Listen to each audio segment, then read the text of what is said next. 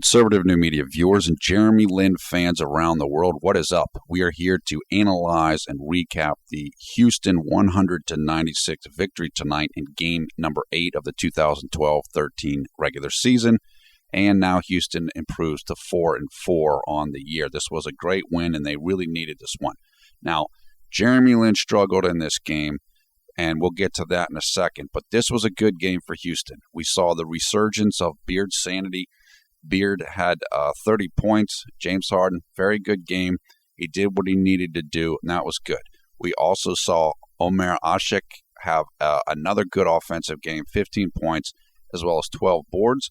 Really liked the play of Tony Douglas off of the bench here in relief of Jeremy Lin. He played well, and that's a good thing for Jeremy Lin. It's good because it lets Lin rest more and kind of regain his form bit by bit instead of him having to play tons of minutes because Douglas isn't playing well off the bench. So I'm glad Tony Douglas is playing well. One final thing before I get to Lin. Houston needs to keep working to get better half-court plays when they're ahead, like near the ends of games, and when they really need to kind of slow the game down and get a bucket without it having to be a Beard isolation play. That's something they're going to have to keep working on, and they will. They had a nice play near the end of the game for Chandler Parsons where he ended up taking that fadeaway jump shot that he hit. That was a designed play for him. But they need to keep working on that just because this game was probably a little bit closer than it needed to be down the stretch. If Houston had a little bit better set plays in the half court, I think this game would have been an easier victory. But nevertheless, Houston won. Okay, let's talk about Jeremy Lin. Look, Jeremy's struggling a little bit right now. I think he might have had a little bit of a hangover from the game against Miami where he airballed the last three. I'm sure he was thinking about that at the start of this game. He just wasn't particularly sharp, particularly in the first half of this game. Right now, J-Lin is not confident in his three-point shot. You can see that. Teams, as we've talked about before, teams are leaving him open, and they're going to keep leaving him open until he hits more of the three-point shots. Now, what's tough for Jeremy right now is he's not a spot-up shooter. He's a guy that likes to shoot off of the dribble. So he's being asked to do things he's not good at least not good at right now. He is more of a rhythm shooter, kind of like LeBron James is. He's not a guy that's a pure shooter. He's a guy that needs to get into a rhythm to hit shots, and he's more comfortable doing that off of the dribble and when he's handling the ball a lot. And he's not doing that as much on this team as he was with the New York Knicks. And because Beard's on the team, Beard handles the ball a lot. And so it's just, it's a tough thing for him right now. It's something that he's going to have to work through, but it's something that will help him in the end. And I'll get to that in a second. Now, what you saw in this game, and it was very similar to when Houston played the Oklahoma City Thunder in the preseason, was that Grievous Vasquez was attacking Jeremy Lin. Like he was trying to go at him hard. And it worked a lot. Grievous ended up with 24 points, which is a career high for him. I sometimes call him General Grievous, like the Star Wars character. So General Grievous was really looking to go at Lin. And it worked well, particularly in the first half. And Lin had a tough first half. I actually thought the team was better with Tony Douglas in the first half than Lin. But Jeremy sucked it up, poured it together at halftime, and he was a lot better in the second half. And so when General Grievous kept trying to attack him in the second half, he did much, much better. There was a sequence where it's like he stripped Grievous twice, made him miss a shot, and then blocked another shot. And then General Grievous was a little more cautious about trying to go at Lin after that. So Lin was also making nice plays, finding guys on the break. You saw there was a series of plays, might have been in the second quarter, or it could have been the third, where he was making beautiful passes to guys on the break, but, Ashik got stuffed. Parsons missed a layup, so it's like those are blown assists. Those, should have been assists, but they weren't. I also like near the end of the first half when Tony Douglas and Lin were on the court at the same time. You saw that Lin found Douglas for a wide-open three-pointer, which Douglas sunk. So that's kind of a good lineup. Now, it's a small lineup. That's not something that they're going to be able to do a lot of. But I think they did it to get James Harden a little bit of rest, and it worked for about 2 minutes or something. You also saw J-Lin attack on offense. He was taking more drives in this game, and he hit some of his layups. Now, he missed a lot of shots. He was 2 for 10, but I don't really have a problem with it because the shots that he missed are shots that he needs to take. He has to shoot the open three-pointers, and he's got to drive to the hoop, even if he's missing them. When his leg gets better, and a little bit better, he's going to finish those layups. Those shots that he's missing, he'll hit them. As I've said it before, it's going to be 5-6 weeks, maybe a little bit longer, until the full explosiveness and quickness comes back in his legs. When he gets that back, he'll be able to finish his shots and his layups a lot better than what he's doing right now. So that's good. Now, Jeremy's going through a whole bunch of adversity right now. You know, he's struggling. He's not getting the ball in his hand as much. He's having to run a new system, all this stuff. You know, and the haters are in full force, and we'll talk about that in a second. But it's going to help him in the end. It's going to help him in the end. And that's what's important to understand. People are familiar with the phrase, what doesn't kill you makes you stronger. That's what this is going to be for Jeremy. This is going to help him, and he's going to grow from it. It just doesn't look that great right now. Now's the tough times, but then he's going to get through it, and it's going to help him. He's got a whole bunch of things he's dealing with right now. New city, new contract. He's got a target on his back for people like Russell Westbrook and General Grievous. He's playing in a new system, and his body still isn't right. And so, you know, new teammates as well. There's a whole bunch of things going on for him all at the same time.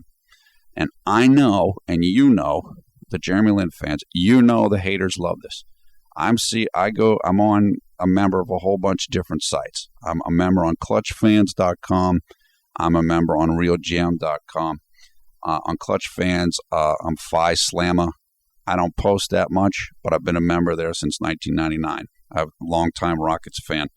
I saw there the other day the Jeremy Lin sucks thread, and everybody's going crazy, and he's going to get traded and all this. Blah, blah, blah. Same thing on Real Jam.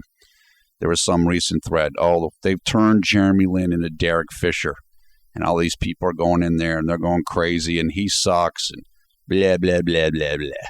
Don't worry about it. Don't let it get you down. It's not a big deal. He's not getting traded. He's not going to be benched for Tony Douglas, et cetera, et cetera. None of that's going to happen. It's not happening. Look, Jeremy Lin is a cash cow. He's a money maker. He's a star. He's a global icon. The Houston Rockets understand that. That's one of the reasons why they got him. That's not the only reason they got him, but that's one of the reasons they got him. Now, Houston had Yao Ming. They understand how important the Asian market is. They know how big it is. They understand how passionate a lot of people from Asia and of Asian descent are for basketball. And they knew that from working with Yao. And so they understood how critical and how big Jeremy Lin could be for the franchise. So he's going to have every opportunity to succeed. And he will succeed. It's just this is the tough time. It's like when you're watching a movie and it's like Return of the King, Lord of the Rings. Well, little Viggo Mortensen's got to, kind of struggle, Return of the King. Before he becomes a king, he goes through some tough times. That's what Jeremy's going through right now. It's not a big deal. Haters are going to hate. That's why they're haters. But when Linsanity 2.0 gets ready to rev up, it's going to be even better because the haters right now think they won. They think they won. They think Jeremy's a fraud. They think he's a bust. Blah, blah, blah. So just wait. Just wait. because the haters are hating so much, it's going to make the victory and the Linsanity 2.0 even sweeter. So I can't wait. And it's a good thing that the team can do well without him playing great. That's a good thing. You don't want to be on a team that needs you to do everything. That's like LeBron with the Cavaliers. They're great when he's great. When he's not great, they're not that good. You don't want to be on a team like that because all the pressure comes down on you. And I know Jeremy is happy because he's not in that situation. I think he just had an article where he was talking to Yahoo Sports. He was like, yeah, it's great. I can develop at my own pace. And it's going to come. It's coming. It's just not something. It's like an iceberg. You only see the tip of it, and there's a whole bunch of stuff underneath the surface. Jeremy's doing different things. He's learning. He's growing. He's integrating. And it'll come together. It's just not there quite yet. And it might not be there. Like I said, at the beginning of the season, I said it would take 3 months. Then I said it would take 6 weeks. Maybe it's going to be somewhere in between those two. Maybe it'll take, a month and a half to 3 months. I do think he's going to be fine. And I very much think that him playing in a system that makes him develop other skills than what he's good at is going to help him. For anybody out there that's a weightlifter, John and I both lift weights. Obviously, John does. He's a champion. If you're good at bench pressing and you're good at, tricep extensions, well, sure, you can go into the gym every single time and bench and work on your triceps. But to get to be the best, you need to work on your biceps. You need to lift for your back. You need to lift for your legs. So right now, Jeremy came to this team good at a couple different things.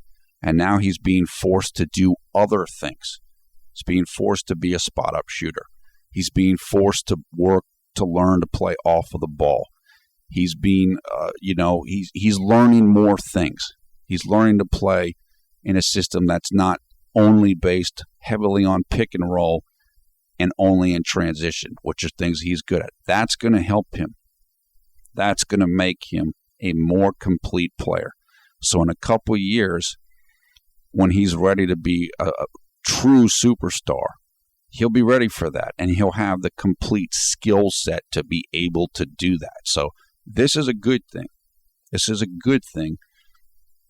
And as I said, and I'll say it one more time, don't let the haters get you down or shake you up or rattle you. That's what they're trying to do. Now, there's people have all kinds of different agendas.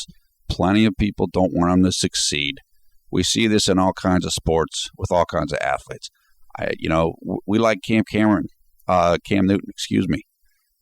There's plenty of people that don't want Cam Newton to succeed for all kinds of different reasons. It doesn't matter. Cam just has to play his game. Jeremy Lin just needs to play his game. Just go out there, do your thing. Don't worry about it. It's all good. A perfect example of that is Tim Tebow. There's all kinds of people who don't like Tim Tebow and all this stuff.